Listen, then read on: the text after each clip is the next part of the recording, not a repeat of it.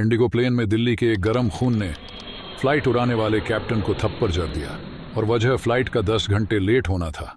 असल में हुआ कुछ यूं कि बेहद ठंड की वजह से दिल्ली में भीषण कोहरा छाया हुआ था, जिसके चलते दिल्ली से गोवा जाने वाली इंडिगो फ्लाइट भी यात्रियों को लेकर एयरपोर्ट रनवे पे 10 घंटे खड़ी रही और कोहरे कम होने का इंतजार करती रही ताकि वो सही समय आने पे टेक ऑफ कर सके।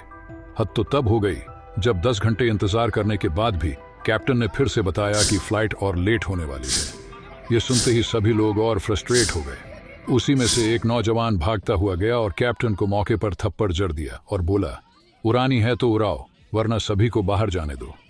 ये देखकर एयर हॉस्टेस भी सदमे में आ गए और रोते हुए कहने लगी, you can't do like this.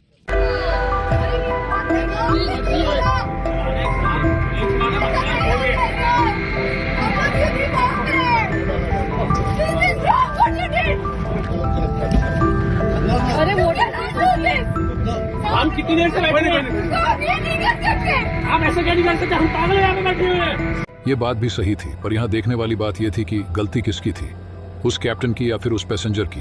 क्योंकि फ्लाइट में हो रही देरी से कैप्टन का कोई लेना देना तो था नहीं, वो तो अपनी ड्यूटी कर रहा था। अगर जबरदस्ती इतने कोहरे में फ्लाइट को उड़ाई जाती और कोई दुर्घटना हो जाती तो इसका जिम्मेदार कौन होता? रही बात उस युवक की, तो उस पे FIR हो चुकी है और वो अपने किए गलती की माफी भी मांग चुका है कि उससे गलती हो गई। क्योंकि आपको अगर कभी 10 घंटे लगातार एक ही जगह बैठा के रखा जाए और उसके बाद भी और लेट होगी बोला जाए, तो ऐसे में किसी भी गर्म खून का उबलना तय है। इस पे आपका क्या राय है? कमेंट में जरूर बताएं।